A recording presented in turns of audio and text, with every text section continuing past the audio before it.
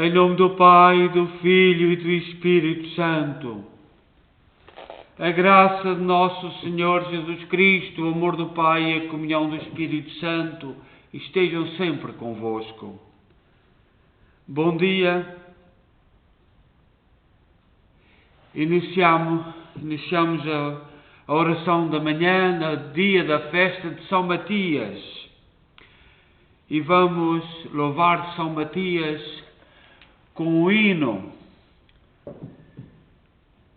Ó São Matias, és agora testemunha do Senhor, como apóstolo chamado em lugar do traidor. Do perdão de Deus descrendo, Judas veio a se enforcar. Como o sol me anunciara, passa outro o seu lugar. Por proposta de São Pedro, que presida a reunião, lançam sorte, e este é o nome, com sublime vocação. E a tal ponto te consagras a levar ao mundo a luz, que proclamas com teu sangue o Evangelho de Jesus. Dá que todos nesta vida percorramos com amor o caminho revelado pela graça do Senhor. Uno e trino Deus derrame sobre nós a sua luz, conquistemos a coroa abraçando a nossa cruz. Vamos rezar o Salmo 63 e vamos dizer: proclamaram as obras de Deus e entenderam os seus grandes prodígios. Aleluia. Ó Deus, ouvi a minha voz, o meu lamento. Salvai-me a vida do inimigo aterrador. Protegei-me das intrigas dos perversos e do tumulto dos obreiros da maldade. Eles afiam suas línguas como espadas, lançam palavras venenosas como flechas, para ferir os inocentes às ocultas e atingi-los de repente sem temor. Uns aos outros se encorajam para o mal e combinam às ocultas traiçoeiros, onde pôr as armadilhas preparadas, comentando entre si: quem nos verá? Eles tramam e disfarçam os seus crimes. É um abismo o coração de cada homem. Deus, porém, os ferirá com suas flechas e cairão todos feridos de repente. Sua língua os levará à perdição, e quem os vir meneará a sua cabeça. Com temor proclamará a ação de Deus e tirará uma lição de sua obra. O homem justo há de alegrar-se no Senhor, e junto dele encontrará o seu refúgio, e os de reto coração triunfarão. Glória ao Pai, ao Filho e ao Espírito Santo, como era no princípio, agora e sempre. Amém. Os santos proclamaram as obras de Deus e entenderam os seus grandes prodígios. Aleluia. A leitura que nos é proposta para meditar nesta manhã é de São Paulo, da Epístola de São Paulo aos Efésios. Irmãos, já não sois estrangeiros nem migrantes, mas concidadãos dos santos. Sois da família de Deus. Vós fostes integrados no edifício que tem como fundamento os apóstolos e os profetas e o próprio Jesus Cristo como pedra principal. É nele que toda a construção se ajusta e se eleva para formar um templo santo do Senhor. e vós também sois integrados nesta construção, para vos tornardes morada de Deus pelo Espírito.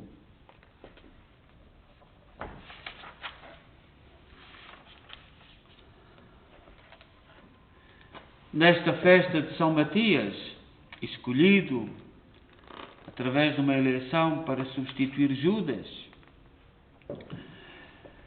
nós vamos refletir uma carta escrita pelos cristãos do segundo século, uma carta a uma autoridade chamada Diogeneto.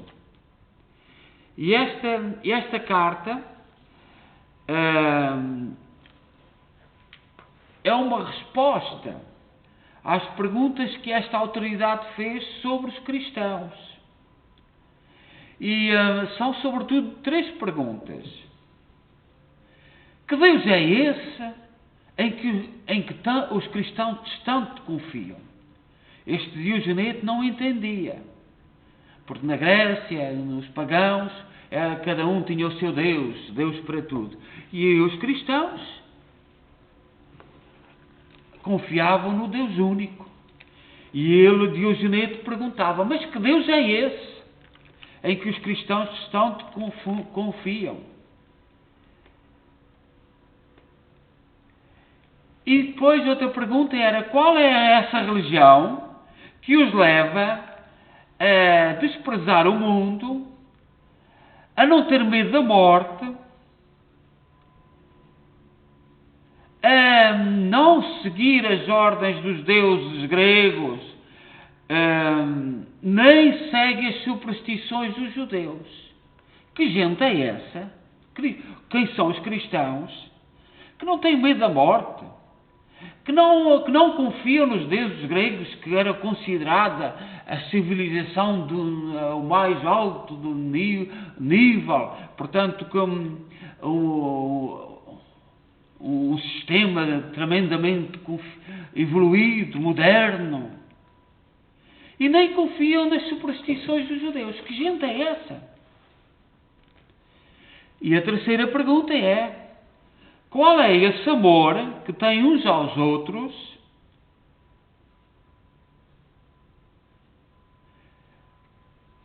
Que amor é esse que têm uns aos outros? Que é um sistema, uma forma desconhecida, nova. Portanto, este Diogeneto, a autoridade, estava intrigado. E a resposta que chegou até aos nossos dias, uma carta linda, diz assim: os cristãos não se diferenciam dos outros homens, nem pela pátria, nem pela língua, nem pelo género de vida especial. De facto, não moram em cidades próprias, nem usam linguagem especial, e a sua vida nada tem de extraordinário. A sua doutrina não procede da imaginação fantasiosa de espíritos exaltados, nem se apoia em qualquer teoria simplesmente humana, como tantas outras. Os cristãos moram em cidades gregas ou bárbaras, conforme as circunstâncias de cada um. Seguem os costumes da terra, quer no modo de vestir, quer nos alimentos que tomam, quer nos outros usos. Mas o seu modo de viver é admirável e passa aos olhos de todos por um prodígio. Habitam em suas pátrias, mas como de passagem. Têm tudo em comum como os outros cidadãos, mas tudo suportam como se não estivessem na pátria. Todo o país estrangeiro é sua pátria, e toda a pátria é para eles terra estrangeira. Casam-se com toda a gente e educam os seus filhos, mas não rejeitam os recém-nascidos. Têm em comum a mesa, não o leito. Nós sabemos o que significa isto. Convivemos uns com os outros, mas não temos uma vida permissiva de erros. São de carne, porém não vivem segundo a carne. Moram na terra, mas sua cidade é no céu. Obedecem às leis estabelecidas, mas com seu género de vida suportam as leis. Amam a todos e por todos são perseguidos. Condenam-nos sem os conhecerem. Entregues à morte, dão a vida. São pobres, mas enriquecem a muitos. Tudo lhes falta e vivem na abundância. São desprezados, mas no meio dos opróbrios enchem-se de glória. São caluniados, mas transparece o testemunho de sua justiça. Amaldiçoam-nos e eles abençoam. Sofrem afrontas e pagam com honras. Praticam o bem e são castigados como malfeitores. Ao serem punidos, alegram-se como se lhes dessem a vida. Os judeus fazem-lhe guerras como a estrangeiros, e os pagãos os perseguem, mas nenhum daqueles que os odeiam sabe dizer a causa do seu ódio. Numa palavra, os cristãos são no mundo o que a alma é no corpo. A alma está em todos os membros do corpo. E os cristãos em todas as cidades do mundo. A alma habita no corpo, mas não provém do corpo. Os cristãos estão no mundo, mas não são do mundo. A alma invisível é guardada num corpo visível. Todos veem os cristãos, pois habitam no mundo, contudo, sua piedade é invisível. A carne, sem ser provocada, odeia e combate a alma, só porque lhe impede o gozo dos prazeres. O mundo, sem ter razão para isso, odeia os cristãos, precisamente porque se opõe aos seus prazeres. A alma ama o corpo e seus membros, mas o corpo odeia a alma. Também os cristãos amam os que os odeiam. Na verdade, a alma está encerrada no corpo, mas é ela que contém o corpo. Os cristãos encontram-se detidos no mundo como numa prisão, mas são eles que abraçam o mundo. A alma imortal habita numa tenda mortal. Os cristãos vivem como peregrinos em moradas corruptíveis, esperando a incorruptibilidade dos céus. A alma aperfeiçoa-se com a mortificação na comida e na bebida. Os cristãos, constantemente mortificados, veem seu número crescer dia a dia. Deus os colocou em posição tão elevada que lhes é impossível desertar. Esta carta, escrita por um autor anónimo, no século, por volta do ano 158, anos 150, portanto no século II, é uma resposta a esta autoridade chamada Diogneto, que não entende os cristãos. E o mesmo desafio nós hoje enfrentamos no nosso mundo. O mundo não entende os cristãos. E não podemos esperar que nos entendam. E esta carta, que tem sido luz ao longo dos tempos para iluminar a vida dos cristãos, é um pouco o código da nossa própria vida, a identidade da nossa vida. O mundo não nos entende, assim como o corpo e a alma. Nós ouvimos hereticamente, erradamente, muitas vezes parecer, e quando dizemos que não há céu, que não há terra, que não há nada, tudo acaba, é a luta interior entre o corpo e a alma. Muitos não querem reconhecer a parte da alma. É um empecilho para os vícios, para a tendência para o mal. E quando nós ouvimos estas expressões, é o mesmo desafio que no tempo dos primeiros cristãos. Ao longo dos tempos, sempre houve cristãos que viveram profundamente isto. Nós ontem celebramos Nossa Senhora de Fátima. Eu falei do segredo, a terceira parte do segredo de Fátima. Quando nós ouvimos muitos cristãos embarcar na barca do mundo para dizer mal do Papa, eu não conhecia Jorge Bergoglio, o cardeal de Buenos Aires. Mas quando chegou a Roma, que eu não sei, mas não tenho dúvidas que foi a ação do Espírito Santo, para mim é Pedro. E nós vemos muitos cristãos embarcar com muitas teorias, às vezes não olhamos que no fundo é a luta interior de cada um de nós. E nós cedemos ao lado mais fácil.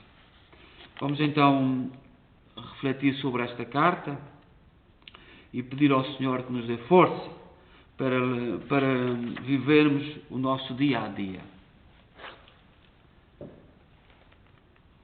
Coloquemos com humildade diante de Deus as nossas preces. Irmãos caríssimos, tendo recebido os apóstolos a herança celeste, agradeçamos a Deus, nosso Pai, todos os seus dons e aclamemos.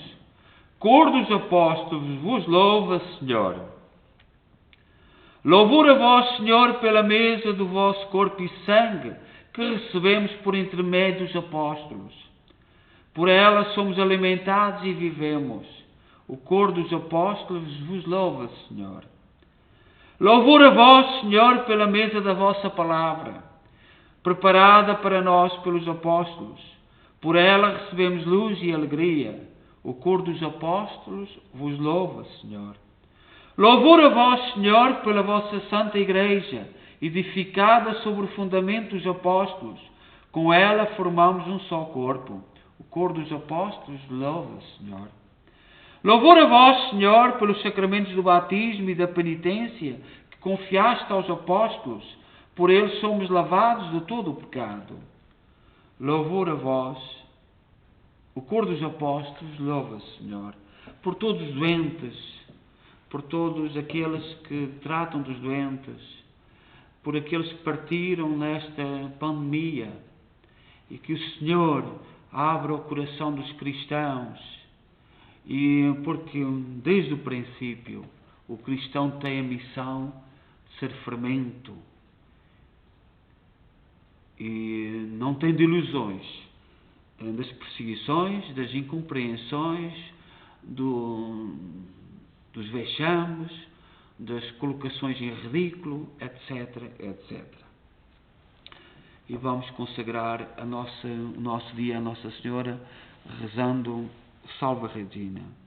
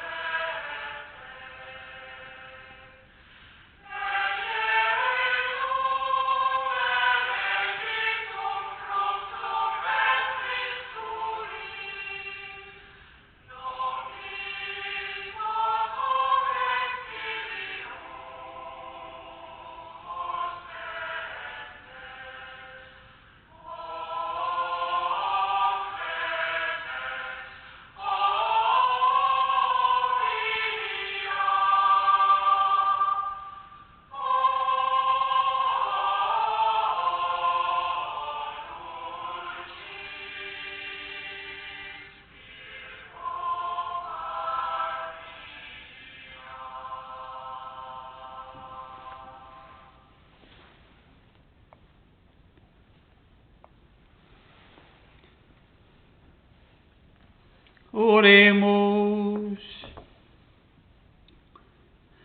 Ó Deus, que associaste São Matias no colégio dos apóstolos, concedei-nos por sua intercessão que, fruindo da alegria do vosso amor, mereçamos ser contados entre os eleitos. Por nosso Senhor Jesus Cristo, vosso Filho, na unidade do Espírito Santo. O Senhor esteja convosco. Abençoe-nos Deus Todo-Poderoso, Pai, Filho e Espírito Santo. O Senhor nos abençoe, nos livre de todo o mal e nos conduz à vida eterna. Amém. Desejo a todos um santo dia, iluminados pela luz e por Nossa Senhora, que ainda estamos a viver a festa, e também de São Matias, que celebramos hoje com muita alegria, ouvindo esta carta escrita ao prefeito, ao presidente da cidade, da altura dos primeiros cristãos. A todos bom dia. Logo teremos a Eucaristia às 6 horas, seguida da adoração do Santíssimo Sacramento, e terminaremos com o terço no final do Santíssimo Sacramento, com a bênção por volta das 9 horas. Bom dia.